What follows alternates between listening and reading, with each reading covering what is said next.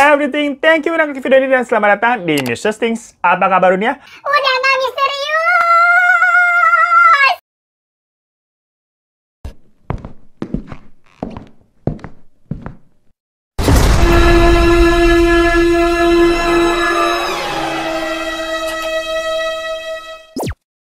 Hai guys, kita balik lagi ke Mr. Things ya. Karena di Mr. Things kali ini gue mau membahas sebuah breaking news. Ada dua kasus besar yang setelah sekian lama menjadi Mr. Things akhirnya terungkap juga kemarin, gengs. Yang mana kasus pertama itu adalah sebuah kasus misteri bernama The Boy in the Box. Kalian tahu nggak kasus ini tuh sebenarnya? Itu udah semacam jadi unsolved case yang terkenal banget hampir 65 tahun lamanya. Karena pada saat kejadian, kasus ini bisa dibilang menjadi sebuah kasus terviral pada masanya dan tersulit juga, geng, karena kejadiannya tuh di tahun 1957. Namun setelah 65 tahun kemudian, tepatnya sekarang nih di penghujung tahun 2022, di saat teknologi sudah maju, kasus ini akhirnya menemukan jawabannya. Pasti udah nggak sabar kan? Ya udah, langsung aja kita bahas ke kasusnya.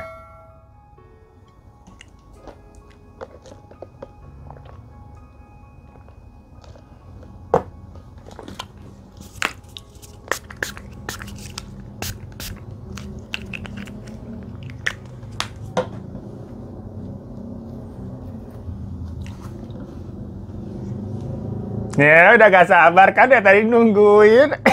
Jadi buat kalian yang belum tahu mengenai kasus The Boy in the Box, kita bahas deh. Di mana itu kasusnya? Terjadi di tanggal 25 Februari 1957, tepatnya di kota Philadelphia, negara bagian Pennsylvania, Amerika Serikat. Nah, waktu itu ceritanya nih, polisi tahu-tahu mendapatkan sebuah laporan dari seorang mahasiswa bernama Frederick Benosis. Si Frederick bilang tuh, kalau katanya dia menemukan ada sebuah kerdus di dalam hutan yang sepertinya itu isinya adalah mayat bayi. Nah, mendengar laporan gitu kan kayak polisinya, apa?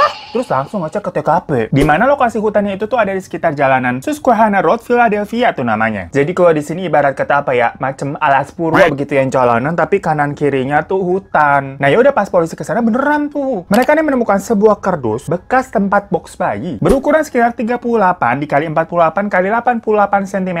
Yang mana kardus di sini maksudnya kardusnya doang ya, bekas bungkusan box bayi gitu. Nah di dalamnya itu ditemukan seorang anak laki-laki yang tidak berbusana, cuma ketutup selimut gitu, kondisinya juga sudah tidak bernyawa. Dari situ polisi langsung melakukan olah TKP, melakukan otopsi juga dan investigasi secara bersamaan. Dan dari hasil otopsinya, diketahui ciri-ciri anak yang ada di dalam kardus itu adalah sebagai berikut. Diperkirakan nih usianya sekitar 4 hingga 6 tahun, gengs. Karena dilihat dari giginya itu semuanya masih gigi susu. Badannya juga terlihat kurus seperti mengalami gizi buruk. Soalnya beratnya aja tuh sekitar 15 kilo doang. Dimana kalau berat 15 kilo kayak anak umur 2 tahun, pada ini kan perkiranya 4-6 tahun ya. Tingginya itu sekitar 1 meter. Matanya biru, kulitnya putih, berambut pirang dengan potongan pendek yang dikesannya tuh asal cukur gitu, asal dicepak gitu. Karena memang di sekitar selimutnya itu terdapat tuh sisa-sisa potongan rambutnya, gengs. Maksudnya di sini sisa-sisanya bukan kayak rambut rontok ya, ini masih kecil. Emang kayak orang habis potong rambut kan berjatuhan tuh. Nah, selain rambut yang terlihat baru dipotong tadi, kuku tangan dan kakinya pun itu terlihat juga habis dipotong. Ditambah anak ini terlihat seperti habis dimandiin juga karena kondisinya sangat bersih nih. Padahal di tubuhnya terdapat 7 bekas memar dan luka-luka. Di antaranya ada di bagian leher, kepala, dada, pangkal paha, selangkangan dan pergelangan kaki kiri. Jadi maksudnya di sini sepertinya anak ini disiksa dan dihabisi terlebih dahulu. Terus luka-lukanya tadi tuh semuanya dibasuh dengan cara dimandiin sampai bersih baru ditaruh di dalam hutan itu. Hal itu juga diperkuat memang dengan temuan pada jari kaki dan tangan-tangannya yang kayak namanya kerendam lama kan kayak agak-agak keriput gitu ya. Dan kalau dilihat dari alat vitalnya, anak ini terlihat sudah disunat dan kira-kira tidak makan selama 3 jam sebelum akhirnya dia mati. Diperkirakan waktu kematiannya itu kira-kira 3 hari atau 2 minggu sebelum akhirnya ditemukan tuh tadi. Nah pada saat itu untuk sementara polisi ini mengungkapkan 2 dugaan dari penyebab kematian anak tersebut. Yang pertama bisa karena trauma pukulan benda keras ke kepalanya, atau dugaan yang kedua adalah kematiannya itu dihasilkan akibat salah prosedur dalam melakukan pembedahan. Jadi bisa dibilang semacam malpraktek, atau mungkin dilihat ada indikasi-indikasi kayak mau diambil ginjalnya atau mau diambil juga bagian-bagian tubuh lainnya gitulah, gengs. Nah pokoknya tadi karena yang ngelaporin di awal itu si Frederick ya, otomatis dia ditanyain lah sama polisi, gimana ceritanya lo bisa nemuin anak ini yang lokasinya ada di dalam hutan, ngapain lo sampai bisa ke sono-sono? Nah si Frederick tuh cerita kalau sehari sebelum akhirnya dilapor ke polisi, yaitu tepatnya di tanggal 24 Februari 1957, dia katanya lagi jalan nih tuk-tuk gitu menuju ke kampusnya. Nah di tengah jalan dia melihat seekor kelinci yang masuk ke dalam hutan. Frederick berpikiran nih, kalau di dalam hutan itu kan banyak yang naruh jebakan-jebakan. Ya biasanya orang suka berburu-buru binatang begitu maksudnya. Kebetulan dia tuh mengaku sebagai rabbit lovers alias pecinta kelinci. Jadi hatinya ini langsung tergerak, ingin menyelamatkan si kelinci tadi. Yang lucu, tak berdosa, putih, bersih, lugu imut sepertiku. Mungkin adegan kayak, Hero, jangan masuk ke situ. Di hutan itu berbahaya. ujar si Frederick. Ya mana namanya kelinci kan budok ya. Alias kagak bisa bahasa manusia. Paling dalam hati kelincinya itu human pada ngomong apaan sih, berisik banget teriak-teriak. Tapi sama si Frederick, dikejarlah ke dalam hutan tuh si kelinci. Pas sampai hutan di dalam ngeliat, itu apaan ya, box mencurigakan ya. Makanya dibuka lah nih sama dia. Kaget lah lihat isinya. Tapi saat itu dia ini langsung lari pergi ke kampusnya. Dan bingung nih, mau ngapain nih?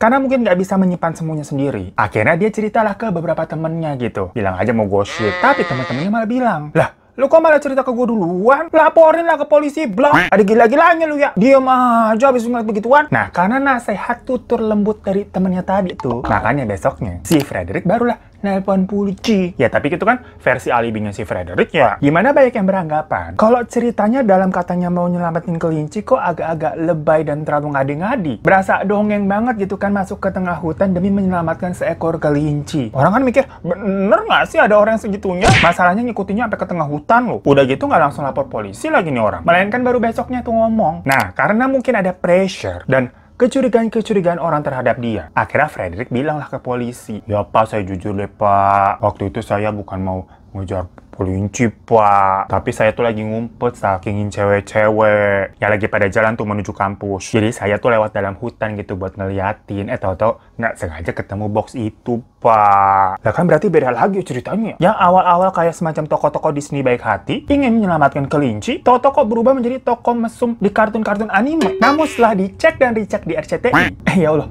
masih ada nggak tuh acara gosip cek dan dicek di RCTI? Ujung-ujungnya si polisi ini hanya menjadikan si Frederick sebagai saksi penemu aja. Karenanya memang nyatanya si Frederick ini itu sama sekali tidak terbukti kenal atau ada hubungannya lah sama anak misterius di dalam box tadi. Berangkat dari situlah polisi ini baru nyari-nyari informasi ke warga sekitar. Ada yang tahu nggak ini sebenarnya nih anak nih siapa? Karena kan identitasnya belum diketahui ya. Ya namanya anak kecil pasti satu nggak punya KTP, nggak punya ID lah kalau di sana. Dan waktu itu di daerah itu pun kebetulan memang tidak ada kejadian anak hilang, nggak ada orang yang lapor. Kayak anak saya hilang Pak, yang ini ya Bu nggak ada begitu. Lagi adem ayem. Makanya nih pas polisi nanyain tuh ke seluruh warga, nggak ada satupun orang yang mengenali si anak ini. Berarti dugaannya ini anak bukan berasal dari area tersebut dong. Pokoknya saat itu si polisi nih sampai mengerahkan sekitar 270 personil untuk olah TKP berulang kali. Ngecek barang-barang bukti dan ngecekin juga siapa nih orang-orang yang mungkin terlibat. Karena tadi orang-orang di daerah situ kagak ada yang kenal ya. Akhirnya polisi bekerja sama dengan media-media cetak buat nampilin semacam sketsa wajah si anak dan nyebarin pamflet gitulah. Disebar tuh ke berbagai titik, hampir 400.000 pamflet. Yang isinya semacam ada yang kenal nggak sama anak nih, fotonya begini nih sketsanya. Tapi lagi-lagi hasilnya nihil, gengs. Nggak ada yang kenal sama nih anak nih. Wah, makin misterius kan berarti ya. Terus ini anak dari mana? Dari situ polisi melakukan usaha lainnya, walaupun ini bisa dibilang agak epic ya, kalian dengerin deh. Tapi ya, balik lagi namanya juga usaha. Bagus nih sebenarnya polisinya tuh getol. Nggak petantang-petantang doang gitu, kagak ada kerjanya.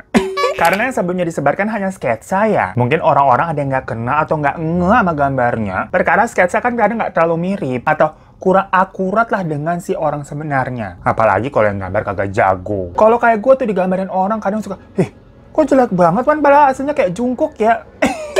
Jongkok iya. Ya sebenarnya wajar aja sih kalau waktu itu yang digambar tuh hanya sketsa. Soalnya kan orang aslinya bentukannya memang sudah tidak bernyawa dengan kondisi luka-luka yang pastinya nggak etis kalau disebarin gitu foto-fotonya. Makanya dari situ polisi akhirnya berinisiatif yang tadi gue bilang, kreatif tapi agak-agak epic, dimana mereka mendandani si anak ini. Jadi di make upin tuh, dipakai baju ukuran anak buat 4 tahun, dikasih sepatu juga, didudukin di kursi terus dipoto jepret. Jadi beneran kayak ala-ala photoshoot. Biar sekarang nih pas disebar beneran fotonya si anak, tapi udah nggak serem, udah di makeover, bukan sketsa lagi. Dengan harapan ya sekarang ada yang kenalin. Udah nih disebarkan fotonya, ditungguin. Tapi ternyata tetep loh, nggak ada juga laporan dari orang mengenai si anak ini. Nggak ada yang kenal. Sementara itu ya udah polisi ini mencoba untuk menyelidiki barang bukti lainnya yang memang mereka temukan tuh di TKP kejadian. Yang pertama adalah Ya box, kardus bekas tadi tuh tempat tidur bayi. Tempat dimana si anaknya itu tadi dimasukin ke situ kan. Nah pas dicek nih, barcode yang ada di kardus tersebut, akhirnya diketahui kalau box itu adalah satu dari 12 tempat tidur bayi yang dijual di toko namanya JC Penney Store. Yang jaraknya itu sekitar 15 miles dari TKP, geng. Ya udah didatengin dong ke toko itu.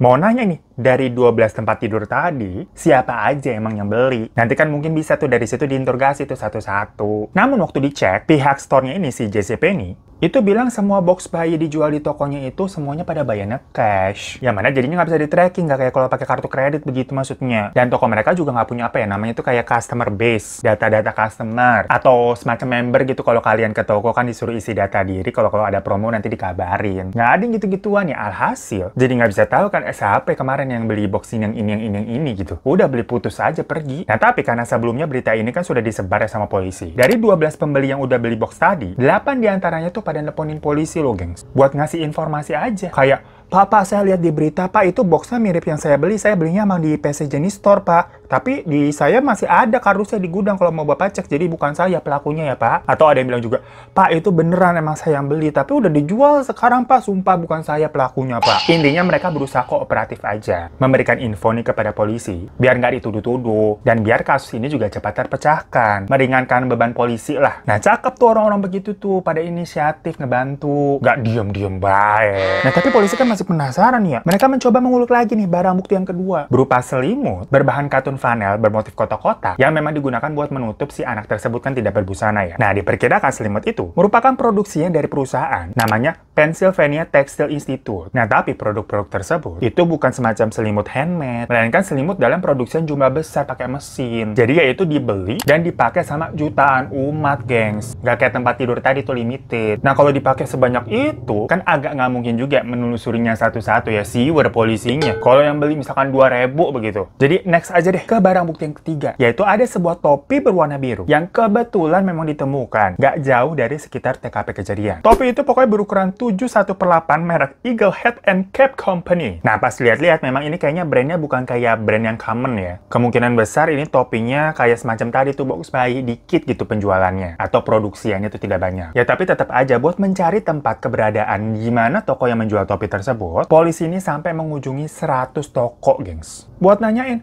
kalian nih jual nggak nih topi ini merek begini nih, bentukannya begini, warnanya begini, jual nggak lu? Kalau lu emang jual, ada yang pernah beli nggak? Tanyain tuh satu-satu tuh sampai 100 toko tuh. Nihil udah hasilnya. Ya hopeless, gemes ya. Udah nggak ada kali ya. Sampai iseng lah nih polisinya mampir ke sebuah pabrik topi skala kecil yang nama pemiliknya itu adalah Hannah Robbins. Sebenarnya di sini buat formalitas aja ya. Buat nyoret list aja di daftar toko-toko yang emang harus didatengin sama tuh polisi. Buat laporan. Pas ditanya udah lemes kan. Pak, jual topi kayak begini nggak? Dijawab tuh sama yang punya. Lah, itu mah saya yang buat. Waktu itu ya Pak, ada cowok nih, sekitar umur berapa ya? 26-30-an lah, minta saya buatin topi kayak begitu. Karena memang topi ini tuh custom handmade, Pak. Polisinya kan kayak, hah, terus orangnya gimana? Gimana sekarang? Ya Bapak, waktu itu orangnya kesini banyak langsung cash. Habis itu pergi, nggak balik-balik ke sini-sini lagi. Jadi saya kagak tahu tuh orangnya siapa dan gimana kabarnya. Ya polisinya lemes lagi ya. Merasa tadi tuh ada titik terang karena si pembuat topinya udah ketemu, tapi tetap aja ternyata si pembeli atau pemilik topinya ini kagak ketemu. Cuma setelah beberapa hari polisinya bangkit lagi nih, tidak menyerah. Masuk dia ke barang bukti yang keempat, di mana ada sebuah sapu tangan yang di ujungnya tuh ada inisial huruf G. Cuma lagi-lagi barang bukti begini nggak bisa dijadiin petunjuk ya, karena ini mah lebih susah lagi nyarinya. Udahlah handmade, kagak ada mereknya pula, mau dicari kemana? Nah yang terakhir ada namanya sampel sidik jari sama telapak kaki. Namun sayangnya pada waktu itu ya namanya istilah DNA emang udah ada emang. Cuma belum ada yang namanya alat buat tes DNA, buat nyari kecocokan genetik antara seseorang gitu loh, gengs. Karena memang alat dan metode tes DNA itu baru mulai dipakai sekitar tahun 1980-an. Makanya polisi di sana waktu itu masih nyarinya pakai tuh namanya tadi tuh sidik jari sama sidik telapak kaki. Dicocokin deh tuh satu-satu sampai jereng. Dikirim semua tuh sampel-sampel tadi sidik jari sama telapak kakinya ke semua rumah sakit yang ada di Pennsylvania, dan bahkan ke rumah sakit juga di beberapa tetangga di negara-negara tetangga. Tapi dari semua rumah sakit itu berisik banget di motor dari tadi lewat. Nggak ada sampel yang cocok. Nah, kalau kalian misalkan bingung nih, emang ngapain ngecek-cek ke rumah sakit? Rumah sakit emang punya sidik jari orang-orang? Ya, jawabannya punya, gengs. Dari mana? Dari lahiran, Neng. Kalau misalkan anak lahir di rumah sakit itu, nanti datanya kan disimpan sama pihak rumah sakit, termasuk sidik jarinya. Makanya di akte kelahiran kalian kan ada tuh cap sidik jari. Tapi berhubung si The Boy in the Box misterius ini ternyata nggak ada sampel sidik jarinya di rumah sakit manapun, jadi nggak paham juga nih waktu itu ngeceknya nih satu-satu rabun gitu makanya jadi miss, atau si anak ini lahirannya di dukun beranak kali ya. Makanya kagak kedata di rumah sakit. Habis itu polisinya jadi Garagetan lu, aku garagetan. karena kok identitas si anak ini susah bener dicarinya. Macam-macam lu pernah nggak sih mau ngepoin orang nih, misalkan kan naksir atau penasaran gitu sama nih orang. Pas kita cari nih di sosial medianya, kagak ada. Karena misalkan, oh nih anak nggak main sosial media kali. Belum nyerah nih kita, cari deh ketik namanya di Google gitu kan, minimal biasanya ada berita LinkedIn lah. Nggak ada juga. Ya itu kan jadi misterius banget ya, kita jadi kepo. Nah sama kayak kasus ini nih. Karena tadi tuh identitas si anak ini kagak ketemu-ketemu, gimana mau ngungkap nyusurin siapa pelakunya? Ya makin sulit lagi lah. Makanya setelah bergulir cukup lama, nggak ada titik terangnya. Sampai tadi di awal kan gue udah bilang, kalau akhirnya ini menjadi kasus unsolved case, makanya The Boy in the Box akhirnya dianggap case closed atau dihentikan pencarian. Dan anaknya sendiri itu sudah dikubur secara layak dan diberikan juga batu nisan. Cuma lagi-lagi, karena nggak ada yang tahu itu namanya siapa, jadi di batu nisannya nggak ada tuh nama bin siapa, bin binti siapa. Ditulisnya tuh cuma unknown boy, anak laki-laki yang tidak diketahui. Nah karena berarti kasusnya gantung secara misterius ya, muncullah teori-teori yang berhubungan dengan kejadian ini. Nah ini seru-seru banget gengs. Nanti kalian simak satu-satu ya, ada nggak teori-teori yang berhubungan dengan penemuan yang paling baru di Desember ini gengs. Pokoknya di sini gue urutin berdasarkan tahun munculnya ya biar enak. Soalnya sebenarnya banyak banget teorinya mengenai kejadian ini. Soalnya seterkenal itu kasusnya. Yang pertama itu ada teori dari Remington Bristow namanya. Pokoknya setelah kasus ini tuh mencuat di tahun 1957 dan tadi tuh dianggap sebagai unsolved case, akhirnya di tahun 1960 ada seorang detektif independen bernama tadi tuh Remington Bristow yang tertarik banget untuk bisa memecahkan gelasnya saja di pasar biar mengaduh sampai gaduh. Maksudnya memecahkan kasus ini ya sampai ya rela ngeluarin uang dari kantong pribadinya buat mengusut kasus ini guys. Jadi seserius itu dia, seniat itu. Sampai-sampai juga akhirnya dia memanggil paranormal asal New Jersey buat menerawang nih, nyari tahu sebenarnya sosok The Boy in the Box ini tuh siapa. Lah, bentar. Katanya tadi dia detektif. Kenapa ujung-ujungnya nanya ke paranormal? Lah curang ini mah jatuhnya, curang. Emang lu pernah denger gitu? Detektif Conan atau Sherlock Holmes lagi mau mecahin kasus ini, nanya dulu gitu ke Roy Kiyoshi. Roy, bagaimana tuh jadi jawabannya tuh? Tolong diterawang. Jadi mistis mah itu ceritanya ujung-ujungnya. Kagak serial detektif. Ini teori teman cerita nih. Ya tapi ya udahlah kita ceritain aja. Dimana si paranormalnya tadi tuh mengarahkan detektif Bristow ke sebuah pantai asuhan yang jaraknya sekitar 2,5 km dari TKP. Bener aja gengs, di pantai asuhan itu tuh Bristow nemuin ada tempat tidur bayi yang mereknya tuh cocok dengan box tadi tuh yang ditemuin sama polisi. Ya itu emang. Sama juga ada selimut flannel yang motifnya kotak-kotak, itu juga mirip. Dimana di pantai itu emang semuanya pada pakai selimut begituan. Nah menurut si Bristow, apa yang ditemukan itu kan mencurigakan sekali. Makanya dia pun membuat teori kalau jangan-jangan pemilik asuhan ini, pemilik pantai asuhan ini ada hubungannya nih sama kasus The Boy in the Box. Seru juga berarti ya paranormalnya ya. Jago tuh, kagak kedungan tuh.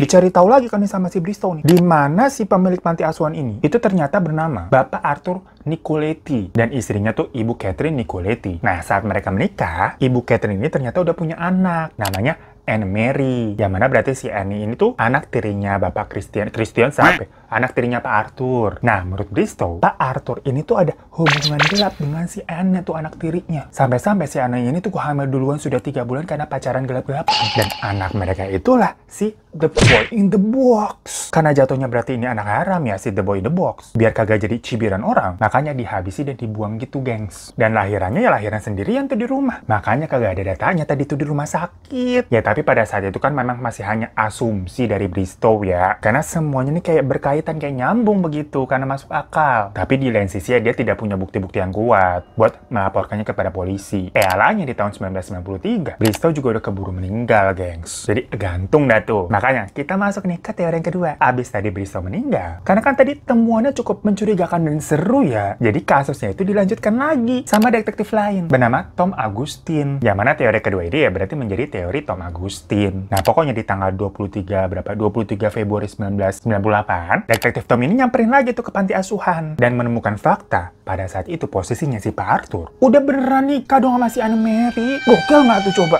Dan si Anne Mary ini juga cerita sendiri ke detektif Tom kalau, Pak, iya bener saya emang pernah punya anak laki-laki, katanya begitu. Hasil hubungan saya dengan Pak Arthur. Tapi si anak itu udah mati. Cuman matinya pas kesetrum waktu lagi main kuda-kudaan listrik yang ada di taman bermain tuh yang muter-muter, karusel yang namanya ya. Dan anaknya itu bukan boy in the box. Beda orang nih, beda anak Pak, itu bukan anak sayang itu. Tapi karena detektif Tom agak nggak percaya ya, di tahun itu, kuburan tadi tuh the boy in the box yang tadi udah dinisanin unknown boy, sampai dibongkar untuk diambil DNA-nya. Karena kan itu udah di tahun 1998, yang mana tes DNA udah mulai dipakai ya. Cuma masalahnya Pak Arthurnya itu menolak untuk dilakukan tes DNA. Lagi-lagi karena detektif Tom tidak punya bukti yang kuat, jadi dia nggak bisa memaksa seenaknya si Pak Arthur nih. Alhasil kagak ketemu jawabannya, Allahualam. Dan setelah beberapa tahun, tepatnya di tahun 2002, ada seorang psikiater yang tahu-tahu nelfon tuh ke detektif Tom. Si psikiater itu bilang, Pak Detektif, ini ada wanita nih bernama Martha. Katanya dia pengen ngasih tahu nih kepada detektif kalau the boy in the box itu adalah adik sambungnya, Pak. Yaudah akhirnya didengerin dong sama detektif Tom tuh pengakuannya si Martha. Si Martha ini cerita pada tahun 1954, waktu usianya dia baru 10 tahunan. Ibunya Martha ini pernah ngebeli seorang anak laki-laki yang akhirnya dia beri nama Jonathan. Entah apa alasannya si ibu ini beli anak ya. Biasanya zaman dulu tuh kalau nggak buat budak, atau memang si ibu ini pengen punya anak laki-laki. Yang jelas padahal si ibunya ini adalah orang yang sangat temperamental. Jadi ujung-ujungnya si Jonathan itu sering jadi korban kekerasan dan pelecehan sama sang ibunya itu. Sampai di tahun 1957, Jonathan yang katanya waktu itu lagi makan kacang panggang, nggak sengaja muntah. Di situ ibunya marah dan mukulin kepalanya Jonathan tuh berkali-kali. Sampai Jonathan tidak sadarkan diri lagi. Habis itu si Jonathan dibawa ke kamar mandi buat dimandiin asal gitu, ngupusin luka-lukanya. Terus ditaruh di sebuah kardus. Selanjutnya sang ibu mengajak si Martha buat sama-sama ngebuang itu Jonathan ke tengah hutan dalam keadaan masih di dalam kardus. Nah pokoknya pas didengerin nih,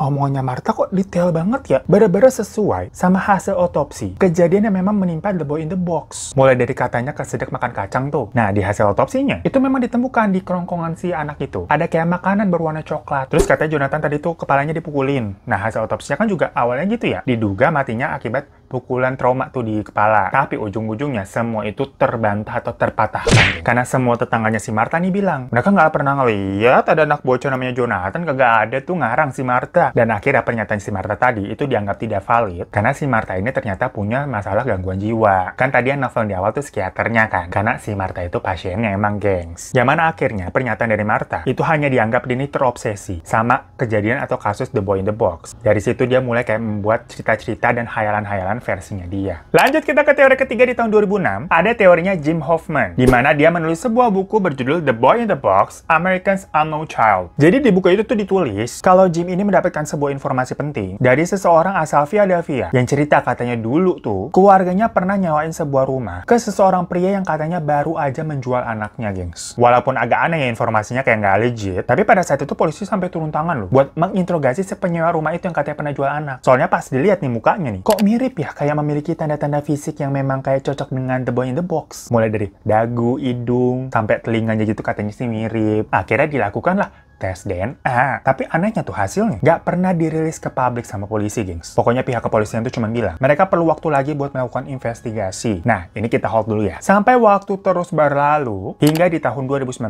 Semuanya udah makin canggih kan? Banyak penelitian-penelitian baru juga ditemukan. Hal itu pun sejalan dengan teknik forensik yang semakin modern. Selain itu, ilmu genetik juga makin berkembang. Nah, melihat semua kemajuan-kemajuan ini nih, para polisi ini mulai tergelitik lagi buat membuka dan mengusut kasus ini lagi, yang udah jadi semacam apa ya, legenda dunia bisa dibilang ya. Viral banget soalnya ini kasus. Karena mungkin mereka sepenasaran itu. Balik lagi, macam kayak tadi tuh kita nyari info dari gebetan, yang kagak bisa nemu-nemu jadinya nggak bisa tidur. Ya bener aja, akhirnya dicoba cari tahu lagi identitas si anak ini dengan teknologi-teknologi canggih zaman now. Makanya akhirnya setelah 65 tahun 9 bulan, tepatnya pada tanggal 8 Desember 2022, polisi dengan bangga dan lega karena akhirnya bisa mengungkap identitas dari si anak The Boy in the Box. Dimana si anak ini akhirnya diketahui bernama Joseph Augustus Zarelli yang lahir pada tahun 1953 dan meninggal di tahun 1957, yang berarti benar ya, saat itu usianya sekitar 4 tahun. Dan dari hasil kecocokan genetik yang telah ditemukan sama polisi, diketahui juga kalau orang tua biologis dari si Joseph itu sudah meninggal. Tapi yang gak heran ya, karena udah 65 tahun namanya juga. Tapi ternyata si Joseph punya saudara kandung yang masih hidup sampai saat ini. Namun polisi belum bisa mengasih tahu ke publik siapa identitas asli dari si saudaranya si Joseph. Karena semuanya masih dilanjutin lagi ini dalam proses penyelidikan menemukan benar-benar siapa pelakunya. Polisi juga bilang kalau mereka udah mengantongi nama dari pelaku yang memang diduga sebagai dalang kematian Joseph Augustus Zarelli ini. Tapi lagi-lagi, karena semua masih dalam proses investigasi, jadi memang belum aman untuk dibeberkan. Yang jelas maksudnya gini nih, kalian jangan kayak, lah ternyata pelakunya juga belum ketemu, belum dipenjara, belum solve dong berarti ini kasusnya. Nggak gitu juga konsepnya dalam hal ini, gengs. Untuk menemukan pelakunya, tentunya identitas dari si korban itu kan juga harus diketahui dulu nih, buat bisa dicari tahu siapa-siapa aja yang berhubungan sama dia, dan riwayat hidupnya gimana. Lah kalau dari awal identitas dari korban ini aja nggak diketahui, jadi kan nggak bisa ngelacak. Orang-orang di sekitarnya mungkin aja itu pelakunya. Nah sekarang identitasnya sudah terungkap, jadi baru bisa mulai deh tuh menelusuri orang-orang di kehidupannya Joseph. Yang intinya sebenarnya ini kasusnya berarti baru dimulai, gengs. Setelah 65 tahun lamanya. Walaupun memang belum berakhir sepenuhnya, tapi ada poin-poin yang gua salut banget sama pihak kepolisiannya loh. Pertama, segetol itu tuh berarti tuh. Jadi kasus ini nggak macam kasus yang dilupakan begitu saja. Bener-bener akhirnya diusut dari zaman ke zaman kayak tongkat estafet gitu, gengs. Ya mungkin sebelumnya memang sudah hopeless, tapi mengingat sekarang ini perkembangan zaman teknologi udah canggih-canggih, jadi mereka berinisiatif. Siapa tahu dengan teknologi yang sekarang bisa membuka identitas yang dulunya ini tidak diketahui. Bener aja bisa. Dan kedua, mungkin hal ini itu bisa menjadi sedikit kebahagiaan atau ketenangan dari si Joseph sendiri. Yang awalnya tadi kan di batu nisannya ditulisnya unknown. Nah sekarang ada namanya. Ya bayangin lu sedih nggak sih kalau jadi manusia nih lahir ke dunia, terus meninggalkan dunia, tapi tidak ada yang mengenal atau minimal mengetahui nama si orang itu. Kan semacam kayak orang yang tidak dianggap dan dilupakan, gengs. Jadinya nggak bisa dikenang dengan baik. Tapi sekarang kalau kalian googling Joseph Augustus Zarelli, langsung keluar deh tuh biodata-biodatanya. Udah nggak misterius lagi. Makanya buat para polisi, kecap! So gengs, itu dua kasus yang baru aja terpecahkan versi kepolisian Philadelphia dan kepolisian Indonesia. Semoga kasus-kasus lain yang masih menjadi mysterious things itu bisa terpecahkan secepatnya juga ya. Thank you semua yang udah nonton. Maaf kalau ada salah kata. Dan jangan lupa untuk klik subscribe tombol di bawah karena gratis. Kalau udah subscribe, terima kasih. Boleh minta like-nya juga. Follow juga Instagram gue @hirotadivan. Sampai jumpa di kasus mysterious selanjutnya. Assalamualaikum.